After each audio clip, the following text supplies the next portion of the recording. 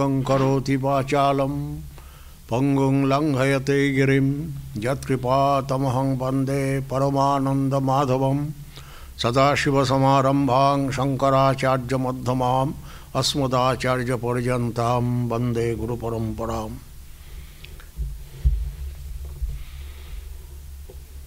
আমার যতদূর মনে পড়ে রঘুবংশের একাদশ সর্গ আমরা পড়ছিলাম, বোধহয় কমপ্লিট হয়নি, মানে রামচন্দ্রের বিবাহ পর্যন্ত হলো, আমার যতদূর মনে হচ্ছে এই পর্যন্ত এসে শেষ হয়েছিল। তার মানে এরকম জায়গাতে একটা শেষ হওয়ার কথা। এবং আত্মরতিরাত্মবাংস্তান নিবেশ্য চতুরোপি তত্রস অর্ধসু ত্রিষু বিশিষ্ট মৈথিল স্বাং পুরীং দশরথ নবর্তত। অনুষ্ঠান সব শেষ হয়ে গেল, মিথিলার রাজা তাদের বিদায় জানালেন এবং মহারাজ দশরথ নিজের রাজধানীতে ফিরে আসবার জন্য রওনা হলেন। ফিরে আসেননি তখনও, রওনা হলেন। এবার পথে একটা কিছু হলো, সেইটা আমাদের আজকের বিষয়।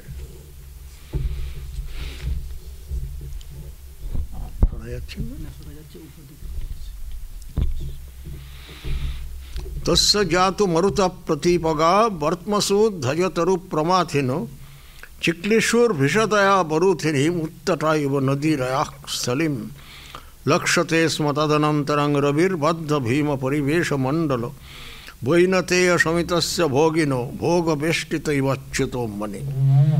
যে ফিরে আসছেন সেই পথে একসময় একটা কোনো বিপদ উপস্থিত হলো।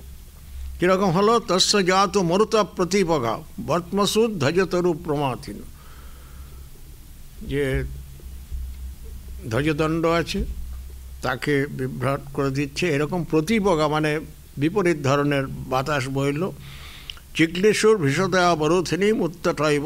আর কি হলো? লক্ষ্যতে স্ম তদনন্তরম রবির বদ্ধ ভীম পরিবেশ মণ্ডল। সূর্যের মণ্ডলকে মনে হলো যেন তার চারদিকে একটা কোনো বলয় তৈরি হয়েছে। সেটা কীরকম হয়েছে? বৈনতেয় সমিতস্য ভোগিনো ভোগ বেষ্টিত ইবচ্যুত মনে। উপমাটা একটু ক্লিষ্ট উপমা। বৈনতেয় হচ্ছেন গরুর, তো বৈনতের দ্বারা সমিত যে নাগ, তার মণিটা যেন সে বেষ্টন করে রেখেছে। ওই মাঝের যে মণি, সেই উজ্জ্বল মণিটা হচ্ছে সূর্য, আর তার চারপাশে যে বলয়টা দেখা যাচ্ছে, সেই অন্ধকার বলয়টা হলো যেন সেই নাগের শরীর। সেন পক্ষ পরিধূসরালোকা সান্ধ্য মেঘ রুধিরার্দ্র বাসস অঙ্গনা ইব রজস্বলা দিশো নো বভূবুর অবলোকনক্ষম। চারদিকে রং বদলে গেল। সেন পক্ষ পরিধূসরালোকা সান্ধ্য মেঘ রুধিরার্দ্র বাস। সন্ধ্যার দিকের মেঘের যেমন লালচে রং হয়, সেরকম আর্দ্রবাসা চেহারা হলো। ভাস্করশ্চ দিশমধ্যবাস যাং তাং সীতা প্রতিভয়াং ববাসিরে ক্ষত্র শোণিত পিতৃক্রিয়োচিতম চোদয়ন্ত ইব ভার্গবং শিবা। এবার উনি অ্যাকচুয়াল জায়গায় এসে বলছে, মানে কেন এটা হচ্ছে, যে ভাস্করশ্চ দিশমধ্যবাস যাং তাং সীতা প্রতিভয়াং ববাসিরে। শিবা কারা? শিবা মানে হচ্ছে শেয়াল। শেয়ালরা যেদিকে সূর্য আছেন সেদিকে তাকিয়ে চিৎকার করতে লাগলো। ক্ষত্র শোণিত পিতৃক্রিয়োচিতম চোদয়ন্ত ইব ভার্গবং শিব। ভার্গব হচ্ছেন পরশুরাম, ভৃগুর পুত্র। পরশুরাম আসছেন, এইটা তারা ইন্ডিকেট করছে। পরশুরাম আসার এত উপদ্রব যে পরশুরাম এলে এই সমস্ত যা প্রকৃতির স্থিরতা ছিল সেই স্থিরতাটা ডিস্টার্ব হলো। কি সেজন্য? ক্ষত্র শোণিত পিতৃক্রিয়োচিতম, যিনি 21 বার, মানে ট্র্যাডিশন তাই বলে যে 21 বার ভারতবর্ষকে নিক্ষত্রিয় করেছিলেন এবং সেই ক্ষত্রিয় রাজাদের রক্তে পিতৃতর্পণ করে সন্তুষ্ট হয়েছিলেন, তার আগমন ইন্ডিকেট করার জন্য ওই শিয়ালরা চিৎকার করতে লাগলো যে এবার ভার্গব আসছেন। তৎপ্রতিবনাদি বৈকৃতং প্রেক্ষ শান্তিমধিকৃত্য কৃত্যবিদ অন্নযুক্ত গুরুভিরীশ্বরক্ষিতে স্বন্তমিত্তলগত্তদাবতাম তেজস সপদিরাশিরুচ্ছ্রিত প্রাদুরাস কিল বাহিনী মুখে।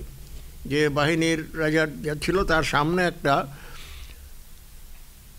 তেজময় মণ্ডল বা একটা তেজপুঞ্জ আবির্ভূত হলো।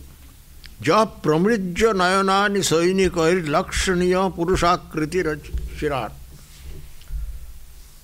সামনে দেখা গেল যে একটা তেজপুঞ্জ, ভালো করে চোখ কষলে সৈন্যরা যখন দেখলো তখন দেখলো না তার মধ্যে থেকে একটা হিউম্যান ফিগার দেখা যাচ্ছে। শুধু তেজপুঞ্জ নয়, পুরুষাকৃতির চিরাট। পিত্রমাংসম উপবীত লক্ষণম মাতৃকম চ ধনুরুজ্জিতম দধৎ যঃ সশোম ইব ঘর্ম দিধিতি সদ্দিজিভ্য ইব চন্দনদ্রুম।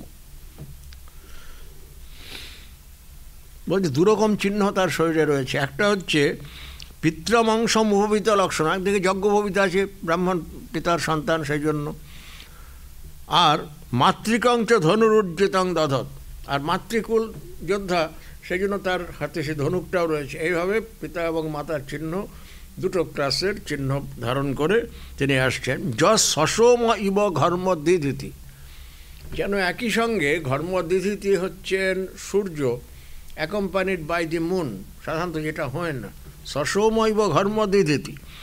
আর সদ্দিজিভ্য ইব চন্দনদ্রুম, আর চন্দনদ্রুমে যেমন সাপ জড়িয়ে থাকে, সেটাও ট্র্যাডিশনাল কথা যে চন্দন তরুতে সাপের বাস থাকে, সেরকম ওই যেটা হচ্ছে তার পিতৃমাংস উপবীত লক্ষণ, এটা হচ্ছে চন্দন তরুর মতো। আর মাতৃলক্ষণ যেটা ধনুরুজ্জিতম দধৎ, এটা হচ্ছে ওই সাপের মতো। যেন রোষ পুরুষাত্মন পিতুঃ শাসনে স্থিতিভিদোপি তস্থুষা বেপমান জননী শিরশ্ছিদা প্রাগ জীয়ত ঘৃণা তত মহি।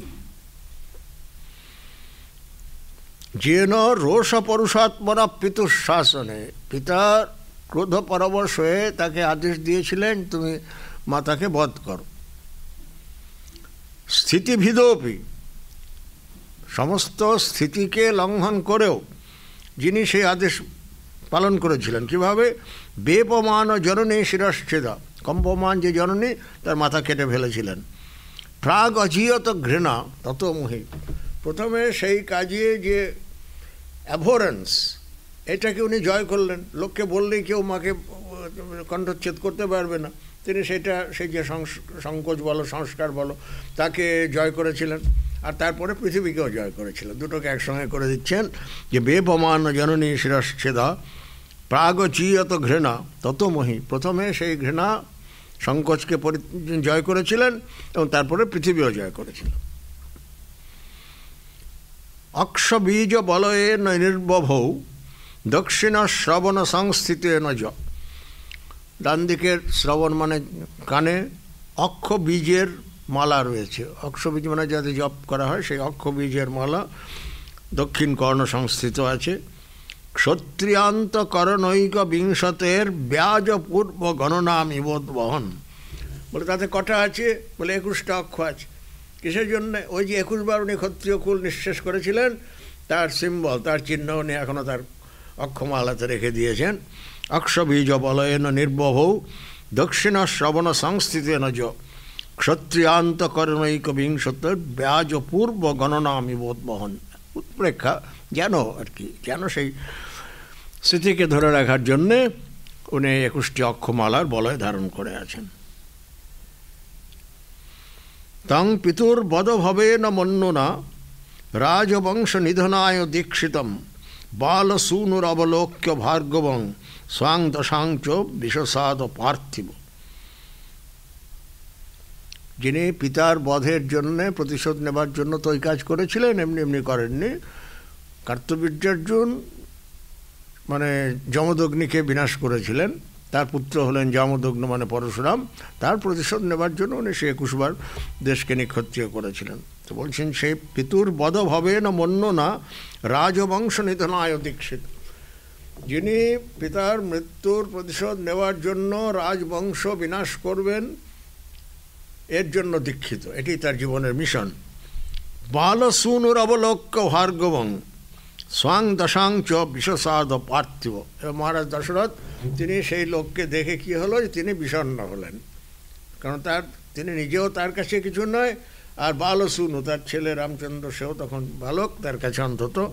বলছে বালসূনুর অবলোক্য ভার্গবং স্বাং দশাংচ বিশ্বসাদ পার্থিব। সেই ক্ষত্রিয় কুলান্তকারী পরশুরাম সামনে উপস্থিত, এটা দেখে রাজা দশরথ বিষণ্ণ হলেন। নাম রাম ইতি তুল্যমাত্মজে বর্তমান মহিতে চ দারুণে হৃদ্যমস্য ভয়দায়ী চাভবৎ রত্নজাত ব্যবহার সর্পয়। তাহলে রামটা দুজনেরই নাম, রাম ও জামদগ্ন। পরশুরাম হচ্ছেন রাম, আর দশরথের ছেলে তিনিও রাম, আরেকজন থার্ড হচ্ছেন বলরাম, পরে আসুন। তো বলছেন নাম ও রাম ইতি তুল্যমাত্মজে, রাম এই নামটা দুজনের পক্ষে তুল্য। কিসে কোথায় তুল্য? আত্মজে, তার পুত্রের ক্ষেত্রে, আর অহিতে চ দারুণে, আর যে শত্রু সামনে উপস্থিত অন্য মনে করছেন তাতেও সেই নাম একই আছে। হৃদ্যমস্য ভয়দায়ী চাভবৎ, একই সঙ্গে রাম এই শব্দটা তার কাছে হৃদ্যও হলো আবার ভয়েরও কারণ হলো। একদিকে যেহেতু পুত্রের নাম, তার প্রিয় পুত্র, সেই জন্য সেই নামটা তার কাছে প্রিয়, প্রীতিজনক, আর পরশুরামের নাম বলে তার ভীতিজনক। রত্নজাত ব্যবহার সর্পয়। অর্ঘ্যম অর্ঘ্যমিতি বাদিনং নৃপম সোনবেক্ষ ভরতাগ্রজো যত ক্ষত্রকোপদহনার্চিসং তত সন্দধে দিশমুদগ্র তারকা। তো ঋষি এসছেন তাকে সন্তুষ্ট করার জন্য, রাজা তো অর্ঘ্যম অর্ঘ্যম বলে তাকে অর্ঘ্য দিতে গেছেন। অর্ঘ্যম অর্ঘ্যমিতি বাদিনং নৃপম সোনবেক্ষ, পরশুরাম সব গ্রাহ্য, কোথায় অর্ঘ্য কোথায় পাদ্য সেই দিকে তাকাননি। বলছেন ক্ষত্রকোপ দহনার্চিসম তত সন্দধে দিশমুগ্র তারকম, তার চোখের দৃষ্টি তখন কঠিন হয়ে উঠেছে। ক্ষত্রকোপ দহনার্চিসম, তার তেজ কীরকম? যার কোপে ক্ষত্রিয় কুল বিনাশ হয়, সেই তেজ তার চোখে প্রকাশিত হচ্ছে। তেন কার্মুক নিশক্ত মুষ্টিনা রাঘব বিগত ভি পুরোগত অঙ্গুলির বিবরচারিণং শরং কুর্বতা নিজগতে যুজুৎসন। উনি এসে তো খোঁজ করেছেন রাম কোথায় আর কি। তেন কার্মুক নিশক্ত মুষ্টিনা রাঘব বিগত ভি পুরোগত। রামচন্দ্র কিন্তু ভয় পাননি, মহারাজ দশরথ ভয় পেয়েছেন যে পরশুরাম সামনে উপস্থিত কী হবে, কে nobody knows what will happen. কিন্তু রামচন্দ্র বলছেন বিগত ভি, উনি ভয় পাননি। কার্মুক নিশক্ত মুষ্টিনা, কার্মুক হচ্ছে ধনুক, ধনুকতে মুষ্টিতে ধরা আছে। অঙ্গুলি বিবরচারিণম সরম, হাতের ফাঁক দিয়ে বাণগুলো মুভ করছে। কুর্বতা নিজগতে যুজুৎসুনা, তিনি সেই যুজুৎসু পরশুরামকে বলছেন।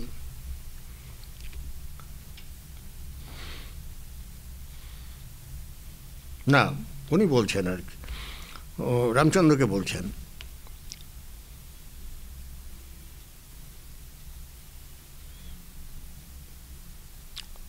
ক্ষত্রজাতম অপকার বৈরী মে, না উল্টো হলো, মানে রামচন্দ্র বিগত ভি, প্রথম লাইনটা রামচন্দ্রের। তেন কার্মুক নিশক্ত মুষ্টিনা রাঘব বিগত ভি পুরোগত।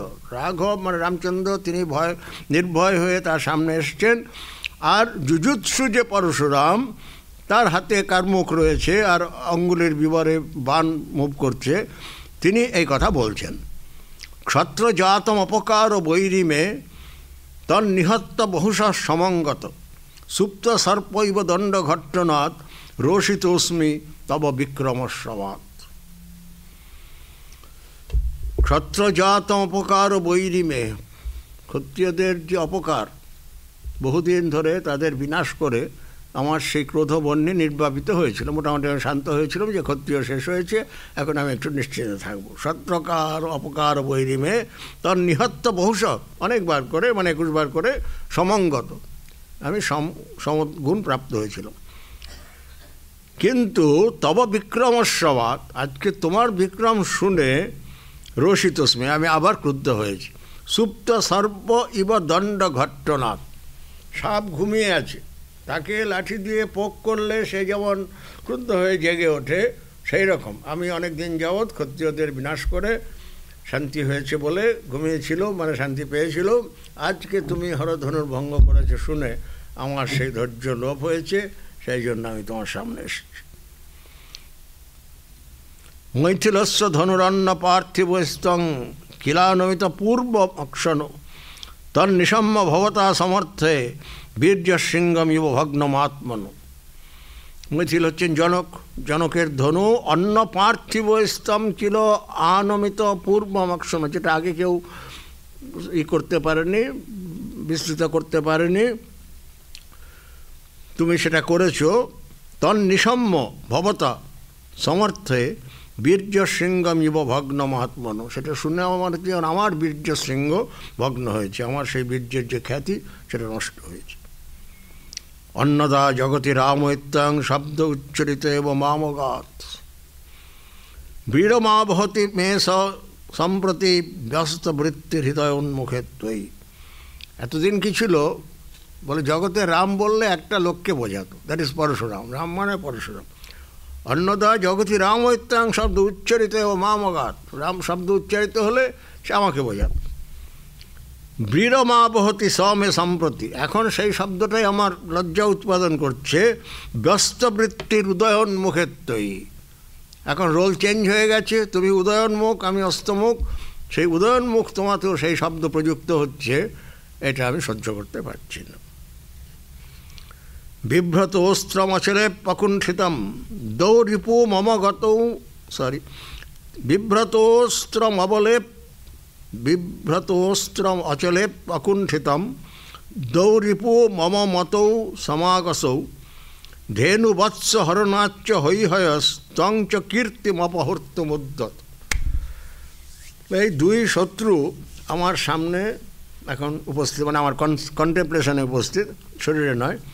বিভ্রতোস্ত্রম অচলে প্রকুণ্ঠিতম, যে অস্ত্র অচল মানে পর্বতেও কুণ্ঠিত হয় না, সেই অস্ত্র ধারণ করে, মানে তার যে পরশুরামের হাতে পরশু আছে সেটা হচ্ছে পর্বতেও অকুণ্ঠিত আছে।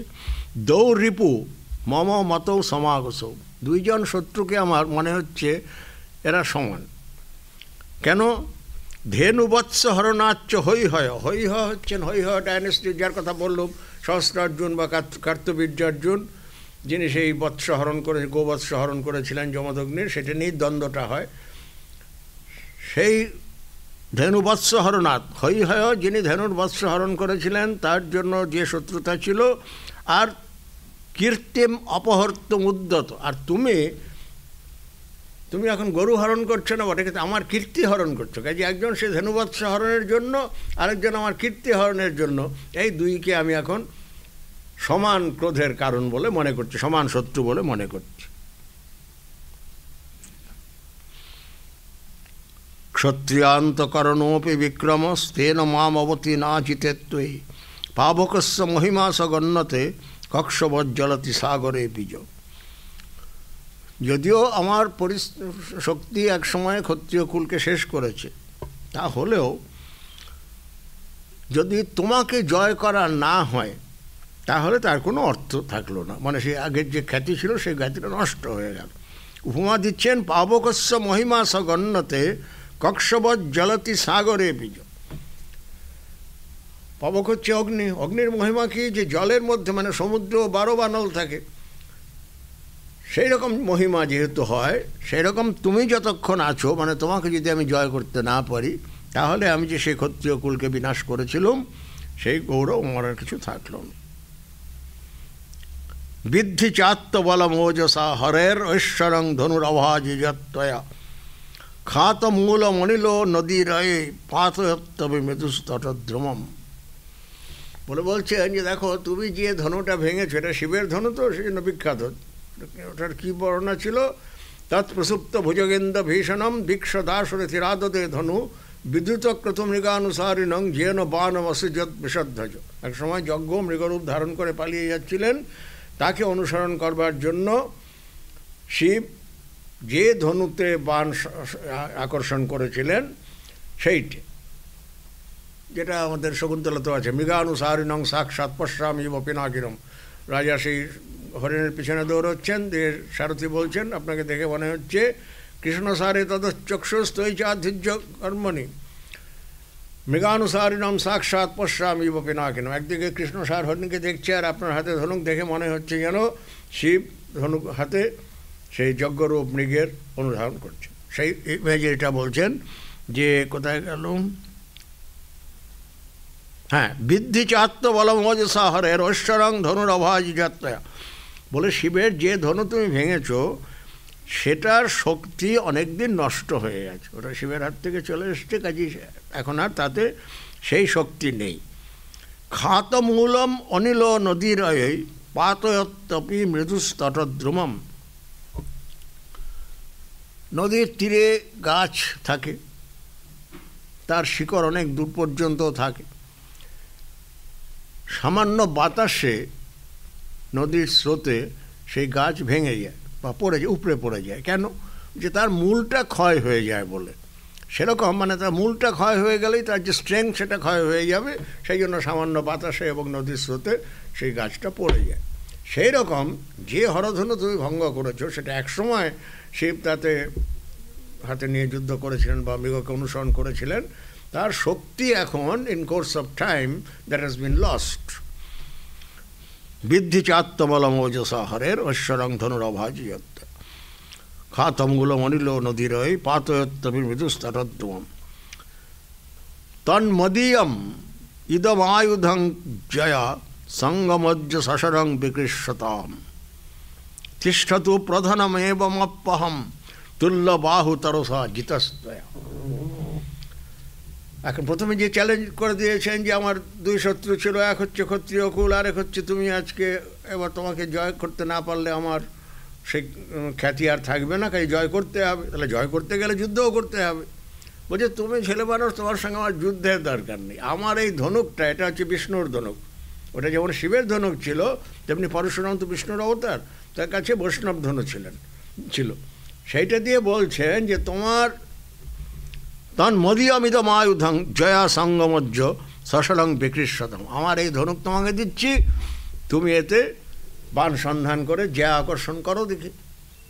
তিষ্ঠত প্রধানম, যুদ্ধ থাক, এবমপ্যহং তুল্যবাহু তরসা জিতস্তয়া। যদি তুমি এই ধনুতে বাণ আকর্ষণ করতে পারো, যে আকর্ষণ করে বাণ সন্ধান করতে পারো, তাহলেই আমি তোমার কাছে পরাজয় স্বীকার করছি।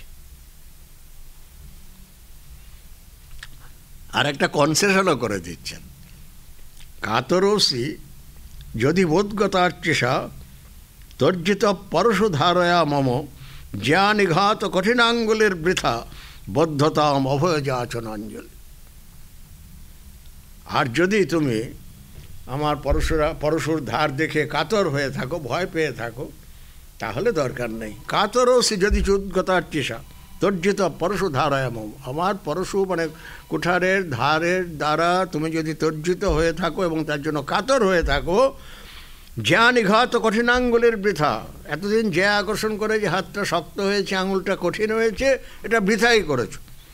বদ্ধতাম অভয় যাচনাঞ্জলি, তুমি আমার কাছে হাত জোর করে অভয় প্রার্থনা করো, তাহলে আমি তোমাকে ছেড়ে দেবো। মানে তখন আর তোমাকে সমান বলবো না, তুমি শরণাগত সঙ্গে তো যুদ্ধ করা যায় না। তুমি যদি কাতর হয়ে আমার কাছে হাত জোর করে ক্ষমা চাও বা অভয় চাও আর কি, বদ্ধতাম অভয় যাচনাঞ্জলি, অভয় প্রার্থনা করো, তাহলে আমি তোমাকে ছেড়ে দেবো। এত কথার উত্তরে এবার রামচন্দ্রের রিয়াকশনটা বলছেন। এব মুক্তবতী ভীম দর্শনে ভার্গবে স্মিত বিকম্পিতাধর তদ্ধনুর্গ্রহণমেব রাঘব প্রত্যপদ্যত সমর্থমুত্তরম। এত কথার রামচন্দ্র কোনো উত্তর দিলেন না। তিনি কি করলেন?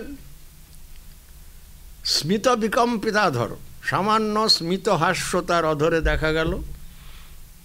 তদ্ধনুর্গ্রহণমেব উত্তরম সমর্থং প্রত্যপদ্যত, পরশুরামের ধনুটা গ্রহণ করাই তিনি এর উত্তর বলে মনে করেন। উইদাউট সেইং এনিথিং তিনি সেই ধনুটা গ্রহণ করলেন।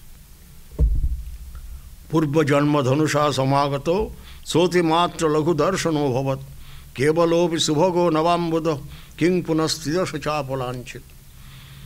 বলছে রামচন্দ্রের মানে পরশুরামের ধনুটা তখন রামচন্দ্রের হাতে এসছে।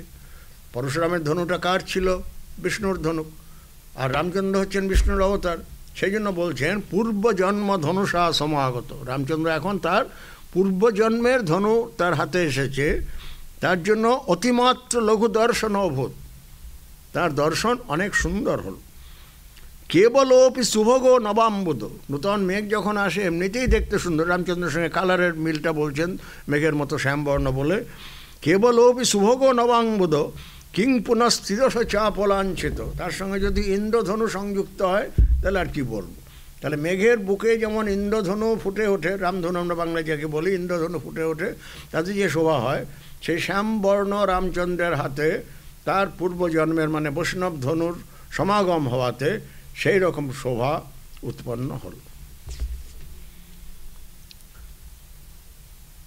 তেন ভূমিহিতৈক কোটি তৎকার্মুকং চ বলিনাধিরোপিতম নিষ্প্রভশ্চ রিপুরাস ভূভৃতং ধূমশেষৈব ধূমকেতন। একটা কোটিকে মাটিতে রেখে কার্মুকং তৎ বলিনাধিরোপিতম, তাতে জয় আরোপ করলেন নিষ্প্রভশ্চ রিপুরাস ভূভৃতম, সমস্ত রাজকুলের যে শত্রু মানে পরশুরাম, তিনি নিষ্প্রভ হয়ে গেলেন, তার যে প্রভা ছিল সেই প্রভা কমে গেল। ধূমশেষৈব ধূমকেতন, ধূমকেতন মানে হচ্ছে অগ্নি, যেখানে আগুনটা নিভে গেছে শুধু ধোঁয়াটাই আছে, সেই রকম তাকে দেখা গেল। তার সেই আগুনের মতো প্রভাব যেটা এতক্ষণ ছিল সেই প্রভাব আর থাকলো না, যেহেতু রামচন্দ্র ততক্ষণে সে ধনুতে জয় আকর্ষণ করে নিয়েছেন। নিষ্প্রভশ্চ রিপুরাস ভূভৃতং ধূমশেষৈব ধূমকেতন। তাবুভাবপি পরস্পর স্থিতৌ বর্তমান পরিহীন তেজসৌ পশ্যতি স্ম জনতা দিনাত্ময়ে পার্বণৌ শশী দিবাকরাবু। এই যে পরশুরাম এবং দশরথীরাম, একজন হচ্ছেন বর্ধমান, তার তেজ বাড়ছে মানে রামচন্দ্রের, আরেকজনের পরিহীন, তার তেজ ক্ষয় হয়ে যাচ্ছে, দ্যাট ইজ পরশুরামের।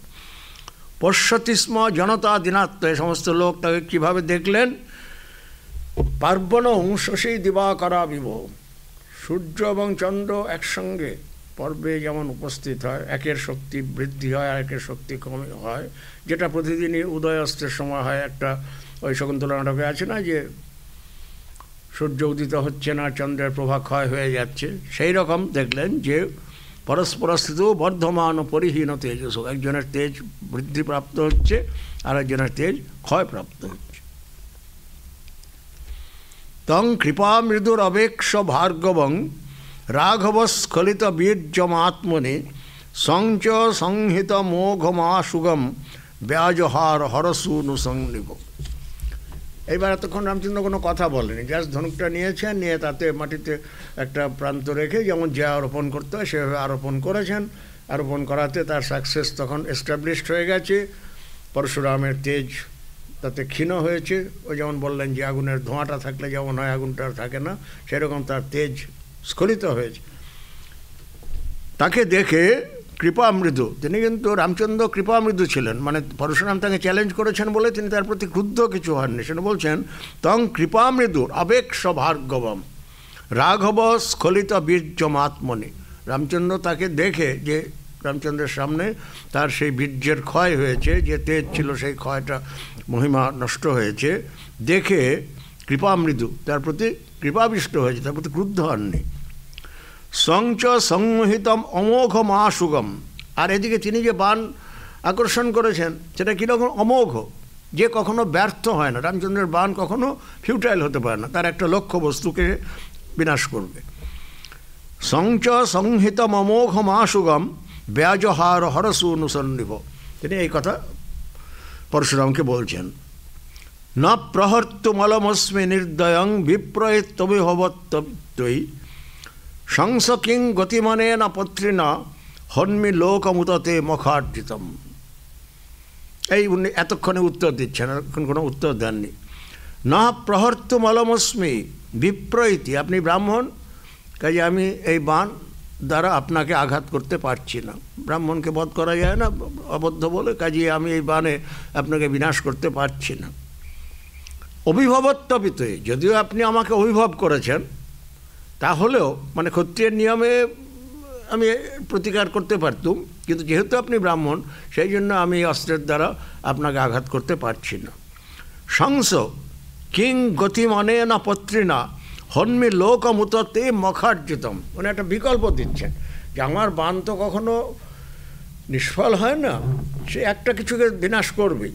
তো কী চয়েস, আমি আপনার শরীর বিনাশ করতে পারি না যেহেতু আপনি ব্রাহ্মণ, তাহলে আপনার গতিমানে নপত্তি, আপনার গতি গমনাগমনের শক্তি আমি হ্রাস করে দিচ্ছি, আর না হলে মখার্জিতম, যাগযজ্ঞ করে আপনার যে স্বর্গ হয়েছে সেই স্বর্গের পথ বন্ধ করে দিচ্ছে।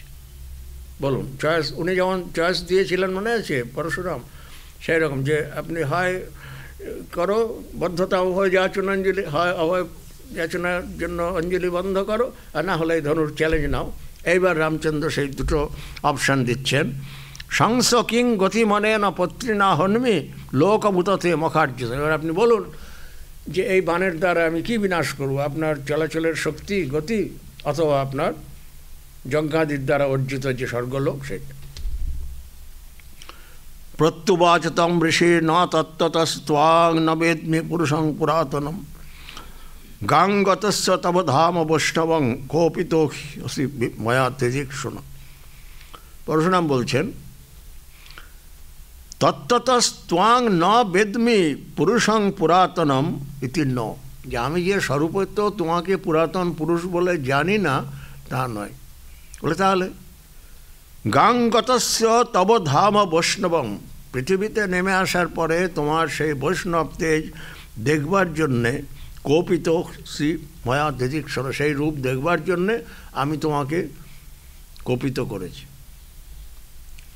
ভস্মসাৎ কৃতবত পিতৃদৃশ পাত্রসাচ্চ বসুধাং সসাগরাম আহিত জয় বিপর্যয়োপি মে শ্লাঘ্য এব পরমেষ্ঠিনাত্ময়া। পিতৃকুলের শত্রুকে আমি ভস্মসাৎ করেছি, সসাগরা বসুধাকে পাত্রসাৎ করেছি, মানে যেখানে যাকে দেওয়া উচিত তা দিয়েছি।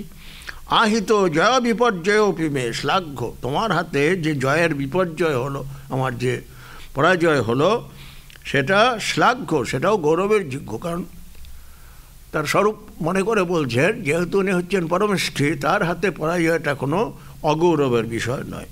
ভস্মসাৎ কৃতবত পিতৃদৃশ পাত্রসাচ্চ বসুধাং সসাগরাম আহিত জয় বিপর্যয় মিমে শ্লাঘ্য এব পরমেষ্ঠিনাত্ময়া। তদ্গতিং গতিমতাং বরেপ্সিতাং পুণ্যতীর্থ গমনায় রক্ষমে পীরৈষ্যতি নমাঙ্খিলীকৃতা স্বর্গ পদ্ধতির অভোগ লোলুপম।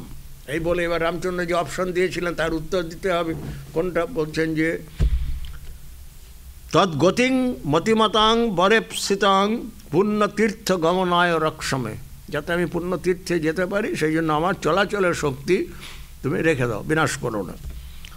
আর পীরৈষ্যতি নমাঙ্খিলীকৃতা স্বর্গ পদ্ধতির অভোগ লোলুপম, আর আমার কোনো স্পৃহা নেই, স্বর্গে যে আনন্দ করব তার যে সুখের, স্বর্গ সুখের জন্য বাসনা, আমার সেরকম কোনো বাসনা নাই, তার কোনো লোভ নাই। কাজে তুমি আমার স্বর্গের পথ বন্ধ করে দাও, আই ডোন্ট কেয়ার। প্রত্যপদ্ধতি রাঘব প্রাংমুখশ্চ বিসর্য সহায়কম ভার্গবস্য সুকৃতোপি সৌভবৎ স্বর্গ মার্গ পরিঘো দূরত্বয়। রামচন্দ্র বললেন, হ্যাঁ তাই হোক, যা চুজ করলেন। বলে পূর্বমুখ হয়ে তার সেই বাণটা ছেড়ে দিলেন। ভার্গবস্য সুকৃতোপি সৌভবৎ স্বর্গ মার্গ পরিঘো দূরত্বয়। সেই বাণ ভার্গব মানে পরশুরামের যে স্বর্গের পথ, সেই পথকে বন্ধ করে রইল। এবার কনফ্রন্টেশন শেষ। রাঘবৌপি চরণ তপো নিধেক সম্মতামিতি পদন সংস্পৃশন নির্জিতেষু তরসা তরস্বিনাং শত্রুষু প্রণতিরেব কীর্তয়ে। এবার অত বড় পরশুরাম, তাকে তো জয় করলেন, মানে তার অগৌরব হলো। এই জন্য রামচন্দ্র ক্ষমা প্রার্থনা করছেন। রাঘবৌপি চরণ তপো নিধেক সম্মতামিতি বদন সংস্পৃশন, ক্ষমা করুন বলে তার পা স্পর্শ করলেন। নির্জিতেষু তরসা তরস্বিনাম শত্রুষু প্রণতিরেব কীর্তয়ে। যারা শক্তিমান, শত্রু যখন নির্জিত হয় তখন তার প্রতি যে প্রণাম, সেটা তাকে ছোট করে না, সেটা তাকে কীর্তিমান করে। কাজী রামচন্দ্র সেই নিয়ম অবলম্বন করে পরশুরাম, যেহেতু ব্রাহ্মণ বয়সে বড়, তিনিও অবতার, তাকে জয় করলেন এবং সেই অগৌরবের জন্য তিনি একটা রেসপন্সিবল হলেন। সেই জন্য বলছেন যে আপনি আমার অপরাধ ক্ষমা করুন। রাজসত্যম অবধূয় মাতৃনাম পিতৃবস্মি গমিত সমং যদা নন্দিত ফল মমত্বয়া নিগ্রহপনুগৃহীকৃত। পরশুরামও সেরকমই উত্তর দিচ্ছেন যে আমার মাতৃকুল ছিল রজগুণের প্রধান, ও যার জন্য প্রথমে বলেছেন যে সে মাতৃকুলের চিহ্ন ধনুক নিয়ে এসছেন। আর পিতার ছিল ব্রাহ্মণোচিত গুণ, সঙ্গগুণ। তো রাজসত্তম অবধূয় মাতৃকম পিত্রমস্মে গমিতা সমং যদা। তোমার সঙ্গে আজকে যে এনকাউন্টার হলো তাতে কি হলো, আমার সেই মাতৃকুলের থেকে যে রজগুণ প্রাপ্ত হয়েছিল সেইটা প্রশমিত হয়ে গেল।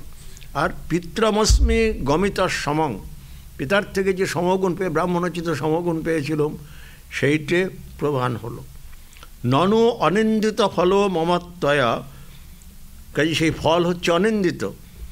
নিগ্রহপি অনুগ্রহীকৃত, তোমার হাতে নিগ্রহ বস্তুত আমার অনুগ্রহই হলো, যেহেতু সেই নিগ্রহের দ্বারা আমার মাতৃকুলার্জিত যে রজগুণ সেটা প্রশমিত হয়ে গেল, আর পিতৃকুলের থেকে ইনহেরিটেড যে সমগুণ সেটা আবার আমি ফিরে পেলুম।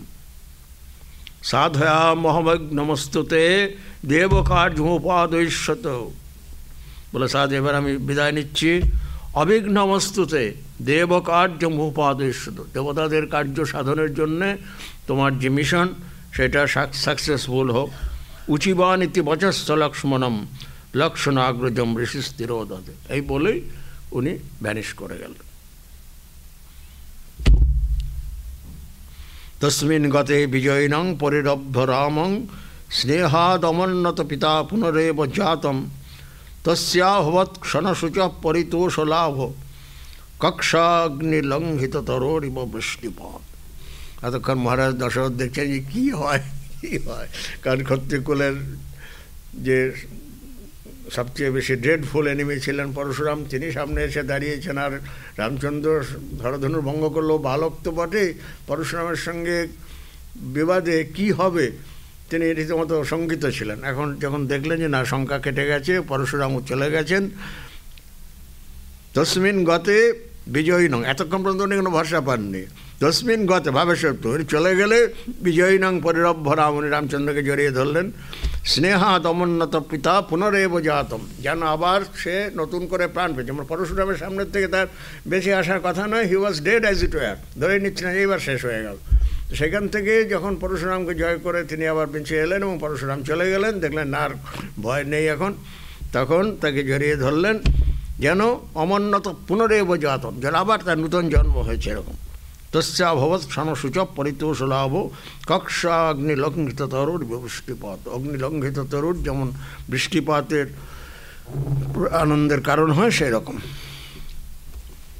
অথপতিগময়িত্বা ক্লিপ্তরম্যোপকার্যে কতিচিদ অবনিপাল সর্বরিক সর্বকল্প পুরমবিশদ অযোধ্যাম মৈথিলী দর্শনী নাম কুবলয়িত গবাক্ষাং লোচনৈ রঙ্গনা নাম। এবার বাকিতে আর কোনো ইনসিডেন্ট নাই, যেমন পথে যেতে হয় সেরকমভাবে পথে গেলেন। কয়েকদিন ধরে পথ অতিক্রম করে কতিচিৎ আহানি গময়িত্বা পুরম অবিশদ অযোধ্যাপুরীতে প্রবেশ করলেন। মৈথিলী দর্শনী নাম কুবলয়িত গবাক্ষাম লোচনৈ রঙ্গনা নাম, অযোধ্যার রমণীরা মৈথিলীকে দেখবার জন্য ব্যস্ত হয়েছেন, তাদের সেরকম পুরে প্রবেশ করলেন। ইতি শ্রী মহাকবি কালিদাসকৃত রঘুবংশে মহাকাব্যে রাম সীতা বিবাহ বর্ণন নাম একাদশ সর্গ। একাদশ সর্গ শেষ।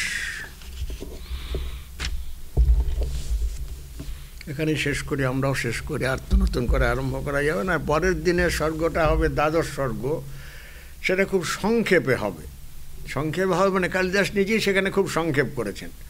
কালিদাসের বিভিন্ন সব শৈলী আছে, যেটা তার নিজস্ব স্টাইল।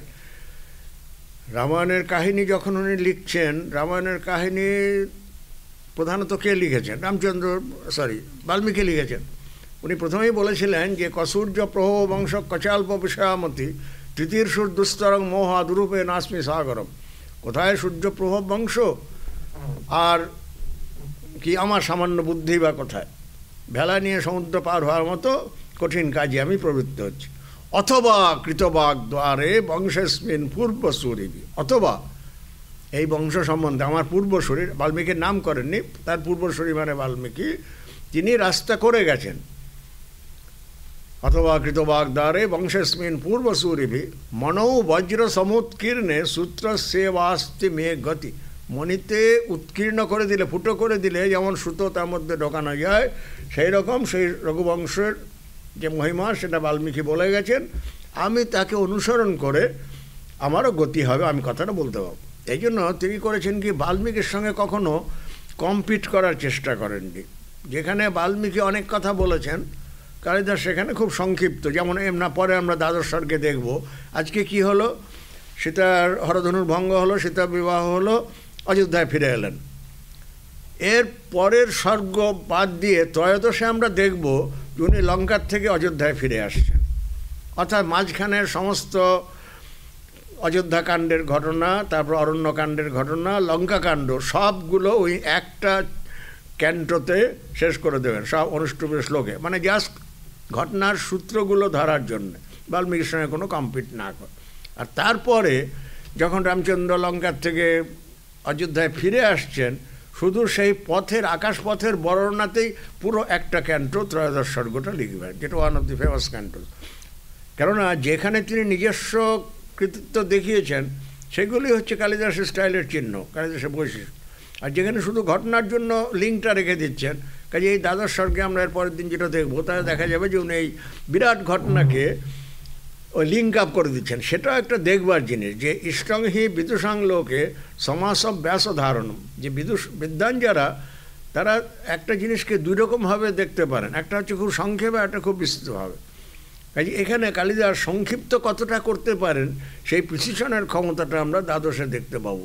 যেখানে রামায়ণে কয়েকটা কাণ্ড ধরে ঘটনাগুলো চলছিল, উনি ঘটনাগুলো সবই রেখেছেন, বাদ দেননি, কিন্তু একটি দুটি করে শ্লোকে সমস্ত সাম আপ করে চলে যাবেন। তারপরে দ্বাদশ স্বর্গ যখন শেষ হবে, তখন দেখা গেল যে লঙ্কাপতির পরাজয় হয়েছে, রামচন্দ্র সেখান থেকে আবার অযোধ্যায় ফিরে আসছেন। এক স্বর্গের মধ্যে বাকি সমস্ত ঘটনা সামারাইজ করে দেবেন। এটাও তার বৈশিষ্ট্য, যে মানে দরকার হলে উনি কীরকম সংক্ষেপে কথা বলতে পারেন, আবার প্রয়োজন হলে একটা সামান্য জিনিসেও কত বিস্তৃত বর্ণনা করতে পারেন। পরের দিন আবার সম্ভব হলে সেটা আলোচনা করা যাবে।